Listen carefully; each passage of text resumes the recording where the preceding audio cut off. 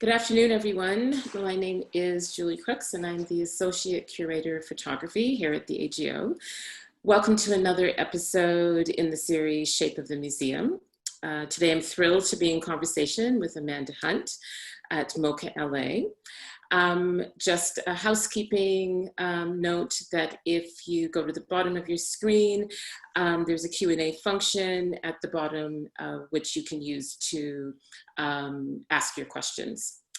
I'd like to acknowledge this land is the territory of the Anishinaabe-Mississauga Nation and was also the territory of the Huron-Wendat, Neutral, and Seneca Nations. Amanda Hunt is the Senior Curator of Programs at MOCA LA. Amanda was previously Associate Curator at the Studio Museum in Harlem, where she curated in Harlem Kevin Beasley, Simone Lee, Corey Newkirk, Rudy Shepard, a multi-site public art initiative in 4 historic Harlem parks. Amanda was also a co-curator of the Desert X 2019 Biennial and was a curator at the nonprofit art space LAX Art from 2011 to 2014, where she helped to produce 2 major initiatives in Los Angeles, including the Pacific Standard Time Performance and Public Art Festival with the Getty Research Institute and Made in LA 2012 with the Hammer Museum. Hunt holds a MA in curatorial practice from California College of the Arts in San Francisco. So welcome, Amanda. Thanks, Julie. Thank you for having me today. Oh, absolutely. Absolutely. I thought that we should start before we really get into our conversation with just taking a breath. So let's just take one.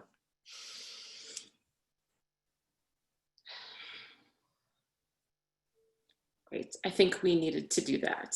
Thank you. Yeah.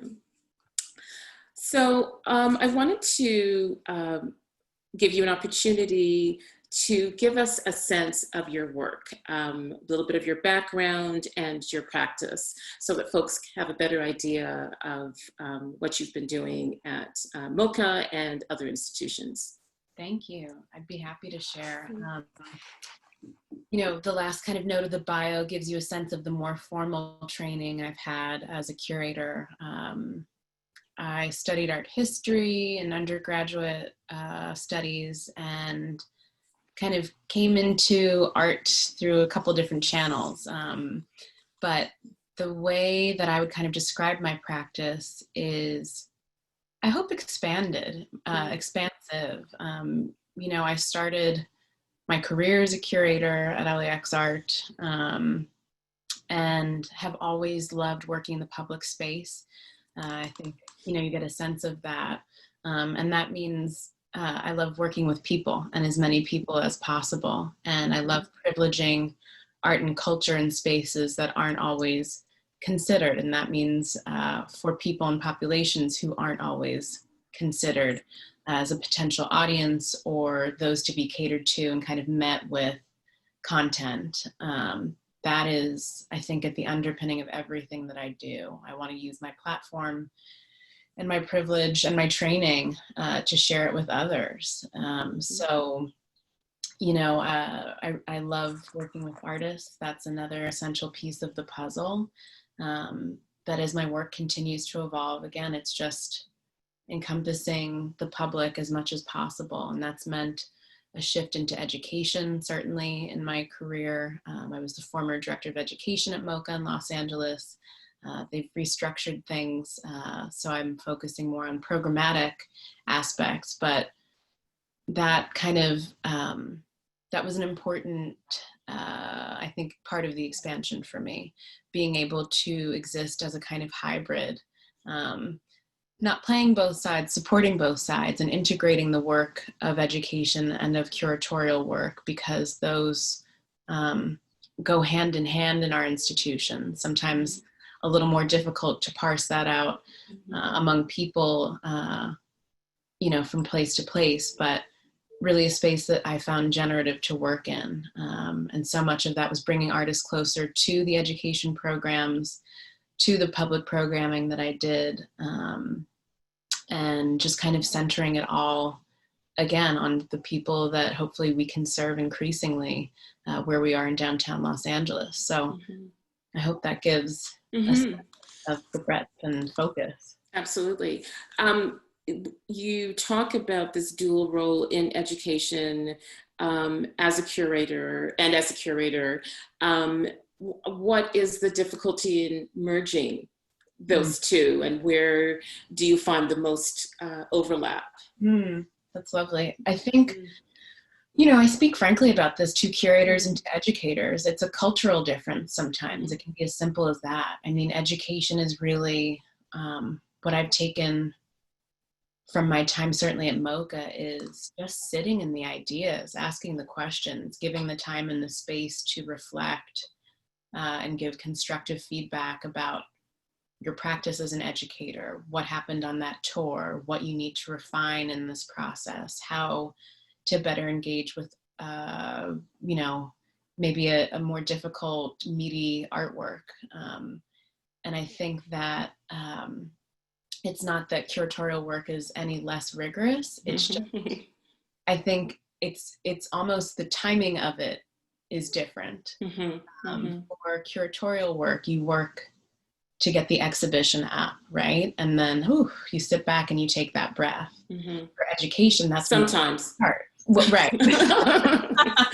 Depending on your schedule and how many talks you're giving that week for the next 5 months. Right. But that's when education is there, you know, that's when their work really begins. You know, there's an enormous amount of preparation around exhibitions and school tours and just the programs that MOCA runs. We've got a teen program, the 35-year-old program, Contemporary Art Start, which serves 3rd grade to 12th grade students. So that's 5,000 students a year that we're welcoming through the galleries.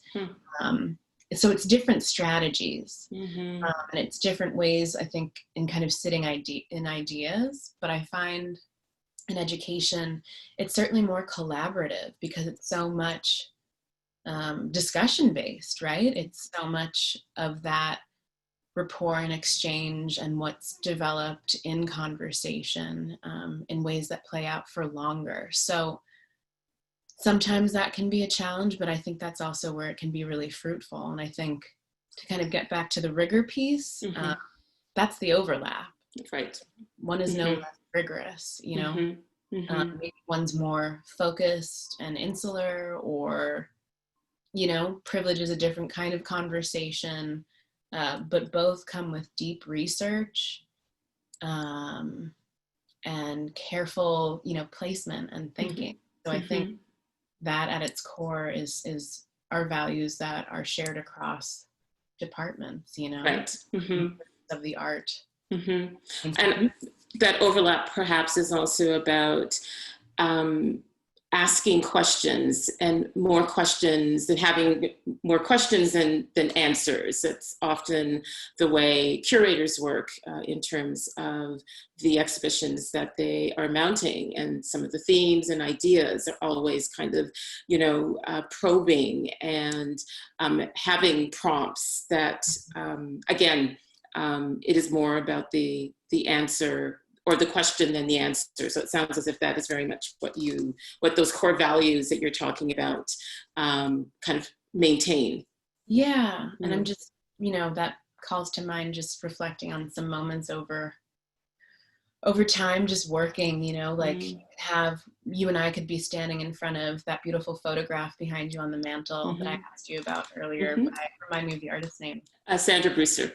Yeah. Just, I could see something that you had never considered before or didn't catch your eye. And we could be colleagues as curators. We could be complete strangers at an opening. We could be, you know, in any number of contexts kind of together, but that is the beauty of it. It is that dialogue. It is those questions, and it is, you know, not to give an authority to it, but to give the opportunity to reflect on it. Absolutely. That's the core. You also mentioned working with artists and bringing them closer to the education programming. Can you talk a little bit more about that? Yeah, in a really kind of specific way. The MOCA education team is full of artists. And many arts educators are artists, and I was delighted by that. I think there are all kinds of people, right? Some are more administrative, some are focused on different kind of aspects of the work, but I know how to work with artists. So that for me was incredibly, gave a lot of potential to the work that we were going to do together, just in terms of thinking through problem solving, giving an intuitive kind of read on something or a situation. It's,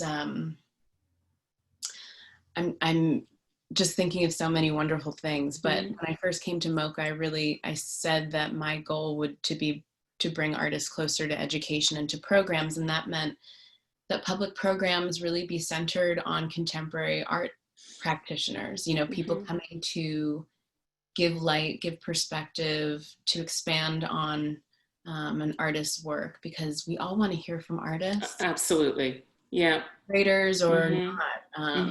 How can we understand how you see the world, or how you've analyzed this thing, or how you've applied this brushstroke in a way that gets you here or there. So really privileging that conversation, and again, making that available to the public was essential.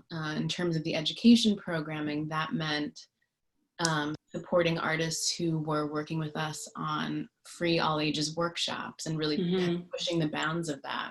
And collaborating with a performance artist for the first time, kind of in that context. And we can see, upwards of 200 people come by that workshop over the course of the day. And, instead of working with a bit of clay or something tactile and concrete, they're stretching themselves, they're making sound instead, or they're making a piece of architecture that reflects what they're seeing in downtown Los Angeles, or in the Versailles photo. So that was a really essential piece of that for me. And that's what it meant to me, to bring artists closer to both of those aspects of the work. No, I agree with you that it's absolutely essential. And if you have the opportunity and privilege to be able to do that, and that access, I think we all should take advantage of that. It just makes the engagement with art all the more enriching. And it sounds, from what you've just explained, that that's what you're bringing to your local communities in Los Angeles. Well, that's the goal, always, to let it be known that we're neighbors, and we're here for you to come by anytime, and we'll have something for you. And if we don't, tell you when to come back for more. But that we are an available and open space. It was the same thing for me at the Studio Museum in Harlem. You're right there on 125th Street, in the middle of everything. So not everybody's going to come by the museum, because I think we all know how museums can read. Absolutely. Folks just on their daily commute. Maybe not for them. Oh man, I had so many conversations in local restaurants and just out on the block. Like, have you ever been? Come by. Yeah. And that was a huge piece about doing the work in public for in Harlem. That was in advance of the new building being built on 125th Street with David Adjaye and Associates. And that was really about, in earnest, bringing the art outside the building. We'll meet you where you are. So really a question about access. 100%. Always. Yeah. Always. In big and little ways. Because it all amounts to something. It all matters. Yeah. So there's no easy way to kind of segue to what is happening now, a global pandemic due to COVID-19 that, as you know, disproportionately affects and continues to affect Black and Brown people.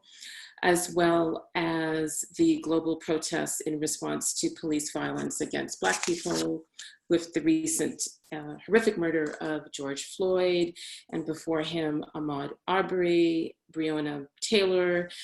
In Canada, the death of Regis Korchinski-Paquette, which is currently under investigation, and anti-Black racism. How do we attempt to give meaning to a moment like this? I know it's such a broad question because we're still in it. But how do you even begin to grapple with this moment? We're all trying to answer that. So even just to say, it's so broad. Yes, it is. We're all going to have to collectively respond to it, but also individually respond to that, whatever that means in our private spaces and our day-to-day actions, and what we bring with ourselves to our workplaces and wherever we go. Julie, I'm immediately reminded of, and I've been reflecting on a show that I did in 2016 at the Studio Museum called The Window and the Breaking of the Window, which was taken from a Pope L drawing, his skin set series, in the collection at the Studio Museum in Harlem. That was, again, a way for me to kind of combine my platform and giving access to what I have access to others, to our audience. But it was a way for me to channel my pain,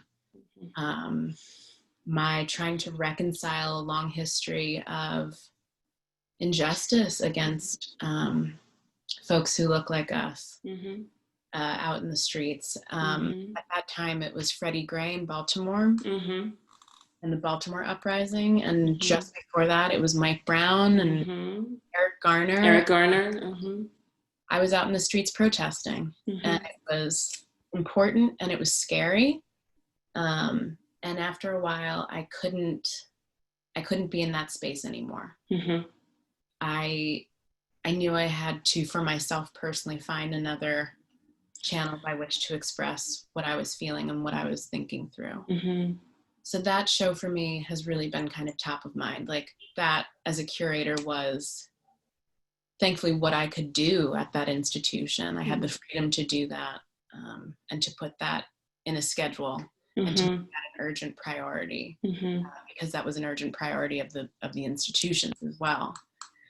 And it was works from the collection, and some of them were really tough. Dave McKenzie, he has this incredible work that he made, I think, during his residency there. And it's an image of himself as a piñata, as a Black man hanging from a string as a piñata.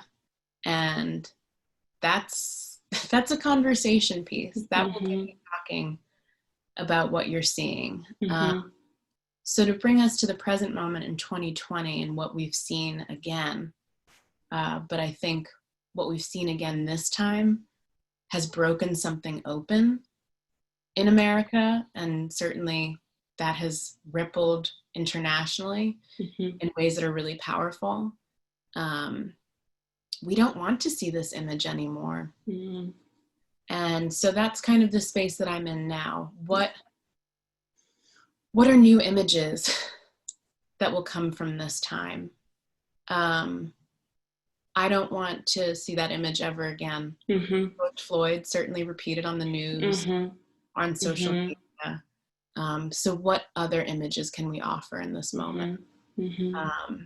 What other images can we generate? Kambui Olujimi is an incredible artist based in New York, and we were on the phone as the Minneapolis 3rd Precinct was burning. He was up late into the night in New York, and my husband and I were just talking to him and processing what we were seeing, and he made beautiful watercolors of the night burning that he shared the next morning on social media after he'd shared them on a text message with us. And like, that's what I got to go to. I have to go to the artists, and I have to be talking with friends and trusted colleagues, and that's how I can meet the moment, I think, professionally right now. Personally, it's a whole other process. And of course, part of that process when you are in the institution is the responses by the institution to what is currently unfolding. And your institution, my institution, all institutions are attempting to respond, and at times the responses fall flat. Mm-hmm. So how do institutions respond? How do they respond and then sustain this movement? Because that's exactly what it is. Because as you said, the floodgates, it is open. There is no going back. No. So how has your institution responded? It is still forming its response. Mm-hmm. Mm-hmm. No, I will disclose that much. And it needs to be a response that's formed collectively and reflects the values and the constituency internal to the institution, which I think we can all acknowledge is a work in progress. Yeah. As women of color in our institutions, we're probably not in the majority. We need to be reflected. It's the same in politics, right? Where you start to see a new generation coming in and they're reflecting, certainly in the States, what America actually looks like. I think of Alexandria Ocasio-Cortez from the Bronx. That is something we can relate to and attach to. Again, kind of in terms of an image, even if it's not the politics and the policy that you can kind of see through. And I think the word you use, sustain, is critical. Yeah. For all institutions and individuals to understand in this moment, again, collectively. Yeah. This cannot be just this past 10 days of protest.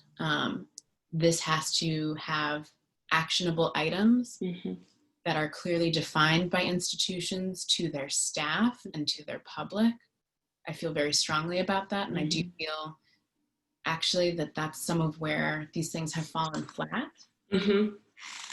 When institutions say, hey, we support all communities. And it's like in the comments, you'll see, well, not quite. Well, I haven't always felt that. Absolutely. Absolutely. And there will be a reckoning. There's going to be a lot of internal. And that's the word I'm using now, a reckoning. That, and I absolutely agree that it comes from the top, it comes from the leadership to have the awkward and uncomfortable conversations and then step into action. And then that action should be, as I said, and we've talked about, sustained. I think that's how you build and maybe regain the confidence of a skeptical public.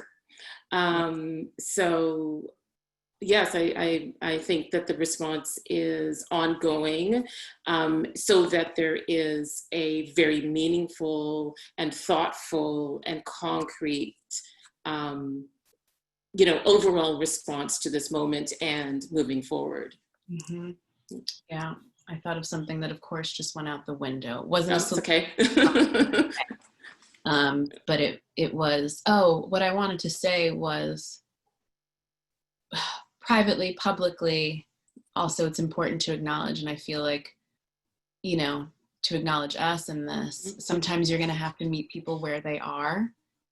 And that can mean a lot of different things. I'm seeing really supportive messages, again, on social media. My God, it's such a powerful tool. As much as it takes over in ways that are really unwelcome, it's created movements, as we keep seeing. But sometimes it won't be going to the protests, right? It'll be making a show. Sometimes it'll look like Julie and Amanda just need to have a conversation privately to get through this next meeting, or to come to the table with an edit for what, the statement will be. Absolutely. We're going to have to be, we're going to have to push each other Mm-hmm. and support that, but we're also going to need to meet people where they are sometimes. Mm-hmm. Acknowledge that. And in meeting people where they are, say leadership, the board, I think crucial to that is listening. What are the strategies for listening to, you know, on that end, and also to other colleagues, you know, having this difficult conversation, awkward conversation, painful conversation, because, you know, we do a lot of talking. We continue to talk. The talking is kind of relentless and exhausting. It's pointless because it's a monologue, not a dialogue. So, you know, what are the strategies, do you think, for really actively listening? Man, I love that. And I'm flashing back to, we have an education at MOCA every summer. It's called our Summer Institute, Rebecca Smith Summer Institute. And it's kind of like a seminar, basically, for our educators and our teachers who come throughout the school year. We'll see about 100 teachers throughout the course of 5 weeks, coming in 5 days a week, just 7 a.m. to 4 p.m. in the curriculum for the museum, sharing the tools. We have many teachers who are multi-year. It's kind of how it's structured so that you really do have that support system and network built up and sustained. And I'm just remembering my colleague, Jean Hoyle, who's Associate Director of the department. She's been with MOCA over 15 years, and she's incredible. You know, when she's at the head of the table, I forget what the bell is called, but she'll ring it and it will focus everyone. And that's a strategy and a tactic that I've seen work beautifully. And I think the point of listening is so critical, Julie. I'm really happy you said that. To also catch yourself. We don't always have a bell, but if I'm talking, you're listening. And that goes a long way. And I owe that to you as well in that space, especially when you're working through centuries of institutional structural. Absolutely. Yeah. Given the time and the space. Yes, absolutely. And I think with that listening is trust. Oh, harder to come by. Earned. And I think this will be a critical moment for a lot of people to learn to trust each other and to show and to share that you can be trusted by others to share with, to be heard, to be accountable, to move forward together. The A word is crucial: accountability. I hit it. Crucial in the upcoming days and months and years within a range of institutions. Absolutely. And again, that goes to the internal piece and the external piece for the individual and for the institution, right? You know, I think in one of our conversations, you gotta walk the walk. And people, we're all watching. And there will be steps, you know, there will be things that need to be corrected, but the commitment to that and the showing of that commitment, essential. Well, that was the next question, Amanda. What are the statements and commitments that institutions have to make in order to fight oppression and working to ensure fair and equitable workplaces for their BIPOC staff? I think you answered it, but. Okay, great. Yeah. You know, there's more in there too. I think some institutions are more aware than others of like what are in their you know, to really assess that and how you'll address expanding that if that's what's needed. And hiring practices. Absolutely. And maybe, I don't know if listening practices is a thing, but it is now. Yes, it is. Yeah. Yeah, we can just keep adding to the list, actually. Absolutely. Because I think now is the time. And I guess, how do we have the difficult conversations with our colleagues?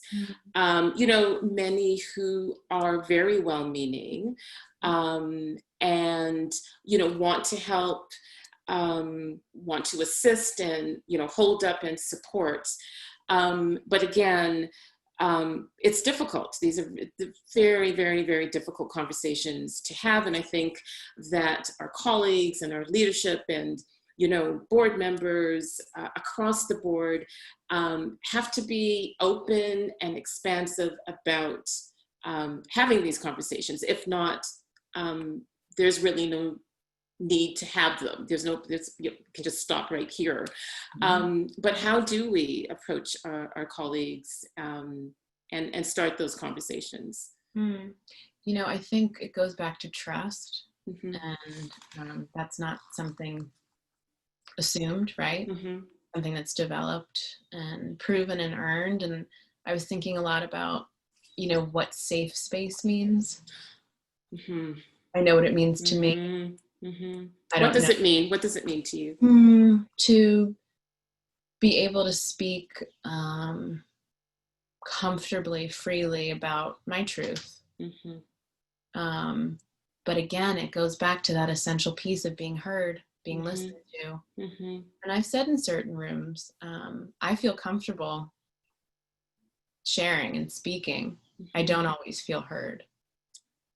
And what that changed in that room and caused confusion or dissection around, that was big. So it can be those little just statements that lead to a little more understanding. So it might be different. It will be different in every room, but it might also look very similar. And I think kind of setting tone, setting up an energy and a space for sharing, and then setting up a strategy, because you can't jump into the work unless you've established a little bit of that trust and understanding, meeting each other. And that safety, I think that's such an important word now more than ever, because you can't set people up to have these conversations and then undermine those conversations in an unsafe environment. So that, I think, is crucial. And I think also understanding how particularly anti-Black racism works and its detrimental effects kind of over time. You know, it's difficult. I understand that, but I think that there's an urgency to having these discussions, as you say, in safe space. Totally. And I'm just thinking now, like, what will that mean for me in public programming? And education. Hello. Listen, I think, and I'll speak for MOCA because that's where I am, my educators do create that safe space. I've sat with a number of teachers and students over the last 3 years, and I feel it every time. You know, it'll be the other spaces, like the gallery. Like, how do I make theater a safe space for conversation? I hope I've done that in some of my work, in welcoming people into the museum and into certain conversations. But now more than ever, and it's like safe space also under the framework of COVID-19, like, right, the physical safe. Absolutely. Like, yeah, we've got a lot to address right now. So it's monumental. These are monumental tasks. I have to give a shout out to our AGO education department, because I think that they do a remarkable job in creating those spaces for students and youth. And I see it, you know, when I'm walking back and forth and I see those interactions. I think they care very deeply about that safety. and creating that environment. So yes, exactly. The physical distancing, what does that, what do those protocols look like? And what are the strategies for implementing that amongst, younger people? We're not back in the building yet, but we'll have to wait and see what that looks like. There's one thing I have to say to that point. Yes. Before you even get to the educators, get to the physical space, you are welcomed by a visitor engagement staff at MOCA. You're welcomed by a security team at MOCA. And those are also essential pieces. Absolutely. I think it's to examine. Those are the again, the essential questions that in moving forward this conversation, museums have to answer. Hiring, how are our viewers or audiences greeted? Is there a kind of hyper surveillance of particular bodies in the space? How do we address those issues? How are we making ourselves aware that, often folks who don't come to the museum feel that they are welcome, and that is a repeat visit, that they feel comfortable enough that they'll come back.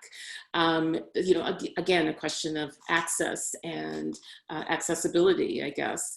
So all very much part of the kind of litany of questioning that has to be, and soul searching, and that has to be done. Absolutely. And I thought of one kind of tangible, actionable item, which, I'm big on these days. Statements, not questions. Bias training, that's another practice. Absolutely. In education in our department, and it needs to be institution-wide. And I encourage many other institutions and practitioners to be thinking about that. We all hold it somewhere. Yeah. And to say otherwise is, just an absolute, not today. I think that, as of last week, that conversation shifts. So, just a quick follow-up. Are there any artists whose work speaks eloquently to this contemporary moment or aspects of this moment?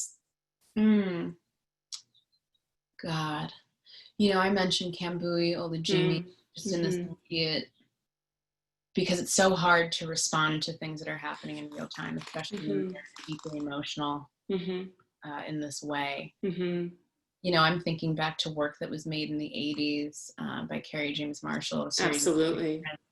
Burn, Baby, Burn, Theaster Gates. Whoa. Here we are again. I mean, I do think that this moment looks different, certainly, than the civil rights movement and the marches in the 1960s. Obama spoke on that last night. Beautiful. For me, like, what is happening in the streets in 2020 was not what was happening the last time we had nationwide curfews after Martin Luther King Jr.'s assassination in 1968. Yeah. It's a different time. It is. And thank God. Yeah. But for the same thing. So I'm just thinking of past and present and future. I'm looking to see what my peers are making right now. And it's so funny, again, compounded by COVID-19. My question was, what does a studio practice look like when you can't leave your house? Right. And of course, it's creative and it takes all sorts of shapes and strategies. But what is this moment like? So I'll be curious to see how performance is impacted and thought about and reframed in response to this moment. Both COVID and, because, you imagine the kind of embodiment of a virus and, how that translates in a performance. Trickier to present certain health concerns. So it's not a particular artist that I'm thinking about right now, per se, but just kind of like the artist who I want to be talking to right now. And how they're thinking of this moment. Gerard and Kelly are a collaborative duo who I just presented a US premiere of an incredible work called State of. They are two queer artists who are now based in Paris at a residency, longer term than expected. Right. And long story short, it was a mixed race kind of cast, and it just like strikingly addressed the state of affairs, state of emergency. This was in February. Wow. And they literally changed the space, the energy and what they brought to it, and the way that they adjusted the architecture to create the conditions for it. I would encourage you and our audience to look at it if you're curious. But that felt right on in that moment, and like now it's like, oh my Lord. So yeah, there's a lot. Wait and see. Absolutely, what will be produced. Yeah, but also to revisit. Yeah. Well, it does feel as if, because the past is the present is the future. Yeah. So, and that constant reflecting that artists do, you know, in their work, in their practices, and, you know, always kind of reaching back and inflecting in new work. I think that we will see some really, really compelling ideas and works come out of this moment that perhaps will help to kind of transcend the moment as well. You know, to help us to kind of understand what the moment, you know, was, what it felt like in a way, the affect. Yeah. I agree. What we're feeling. And I wanted to just come back very quickly to education departments and how they are tasked or will be tasked with dealing with anti-Black racism and, you know, in their programming. And do you have any ideas of how that will kind of play out? I mean, it's kind of, we're still in the moment, I know, but. No, I can only speak to my current, you know, institution, current team there. I think there's a lot of skills to be shared from the education department, and resources to be shared and offered, which they have before, but yeah, things are a bit different now. Because, you know, 80% of the Los Angeles Unified School District that we work very closely with, that's the public school district throughout the county.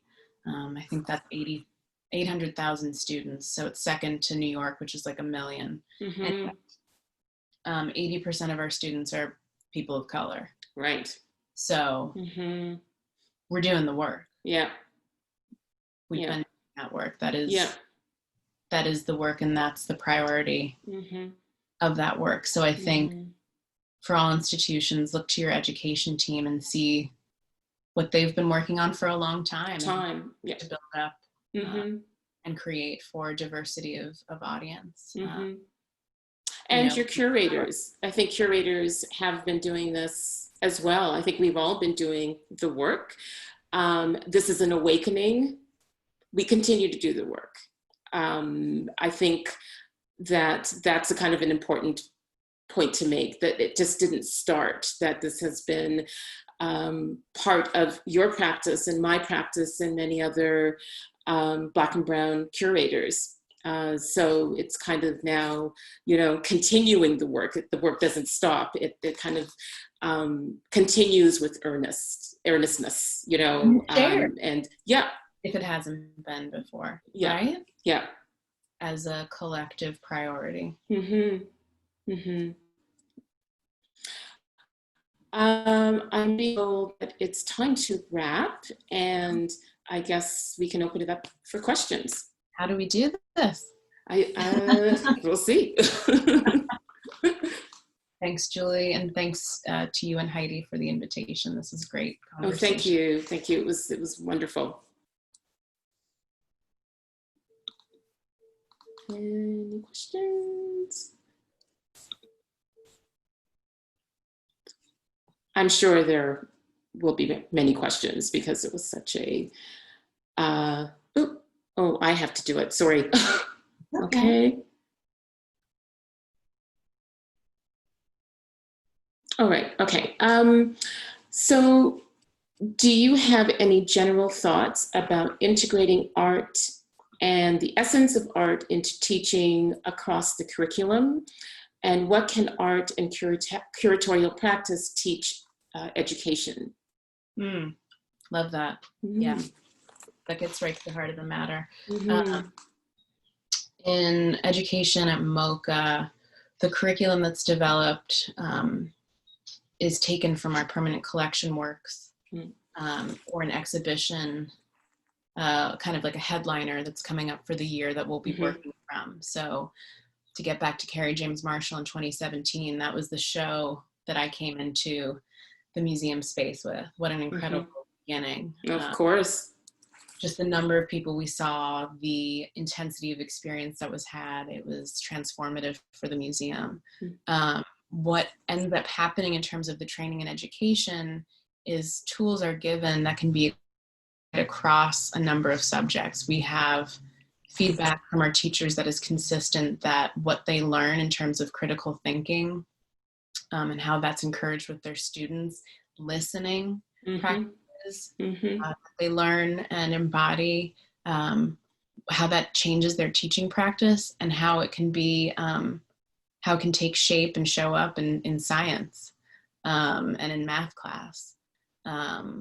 You know, our essential question is from the visual thinking strategy, and that's what do we see here? What's going on here? Right. And like what that can open up and what kind of space that allows for. Incredible. Second piece was, can curatorial kind of give to education? Right, yeah. You know, I think we started the conversation in talking about rigor, and that that's a kind of equal priority. And I think sometimes what the curatorial can give is access to those artists and to those conversations and to, you know, maybe a deeper understanding of what you're looking at together. Just because so much of our time as curators is in the studio and in dialogue with artists, you know, parsing through the thing. There's not that move, and that's the great joy of the work. You know, but also it's like that moment of we can meet differently looking at an image. What does a curatorial trained eye give to a looking and a read, people thinking strategies read of an artwork? So how those things play out together can be really generative. And, you know, I can't always point specifically to it, but I recommend trying it together. Absolutely. How can we make museums more inviting and accessible when the time comes that the public can come back together collectively to heal, grieve, support? What space can museums provide their public? It's a really important question. It's huge, and I'd love to hear your thought too. Just, I mean, so much of it, honestly, that I think of is the architecture of the place. There's a location, MOCA Grand Avenue, that was built by Arata Isozaki in 1986. And he won the Pritzker Prize last year. And it's like a legendary building, but it has its issues. It was built before ADA compliance was a thing. So there are stairways and there's ways of entering the museum that aren't always obvious. So like, the priority there is like, again, meet people where they are. If you need assistance, we're there, like right away. There's no delay. There's no self-consciousness around that experience. And I know that our team is trained to do that beautifully. People really care about the experience that you have, from the box office to that moment of coming off the street, just to descend into the space. That is a huge priority, and that goes from security to the gallery attendants to the folks checking your ticket to like me if I'm walking through the galleries. I'm going to acknowledge you too. That's my personal priority. Yeah, I would agree. It's really something that I take very seriously, to be out there amongst, the folks as much as I can. I think that we are striving for that sense of welcome, but it doesn't always pan out. And we have to continue to work on it and to ask those questions and to push ahead with kind of, well, that didn't work. What next? What are the ways in which that we can, How better? Absolutely, absolutely. Always trying to kind of punch up beyond, the kind of um,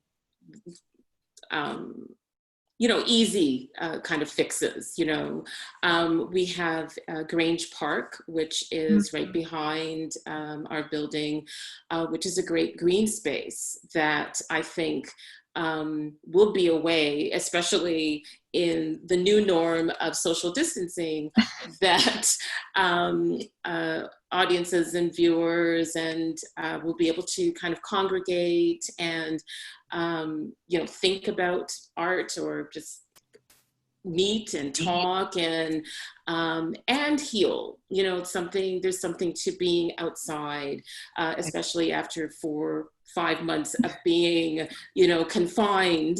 That allows. Sorry, go ahead. Don't remind me. Oh, well, yes. So I think kind of creating that space, especially now, and again that notion of safety, I think, is the kind of hallmark of any visitor experience to institutions. I agree. So, how does museum staffing reflect these sea changes that we hope to see happen? How can institutions regain confidence of the public via their hiring practices, not just the artists they collect? I think, well, I'll try to answer this relatively quickly. The staffing issue goes back to exactly, Julie, what you've identified early on, hiring practices. If you're evaluating who's in the collection, you need to be evaluating who's on your team, from senior management on down, and how that's being honored and reflected, again, to reflect the world that we live in is increasingly demanded, and rightfully so. Rightfully so. It's essential. I'm thinking of the first time I introduced myself to the MOCA teens as the director of education. They, some people are like, what? Like, yes. Yep. You can and too. Can I do what you do? You can too. Yeah. So just what that can mean. And I've seen that every step of my career, and it gives me such joy. So great. That'll be different for every institution, but it's something really critical to look at. And the second piece of the question I'm forgetting, so maybe you want to take it before we wrap. Well, we actually have to wrap. So I have to say thank you so much. This has been thrilling. It's been wonderful. And self-care, take care of yourself as we move through this. And you too, everyone who's watching. And that goes for everyone, absolutely. Together. Thank you so much for having me today. Thank you. Take Bye. care.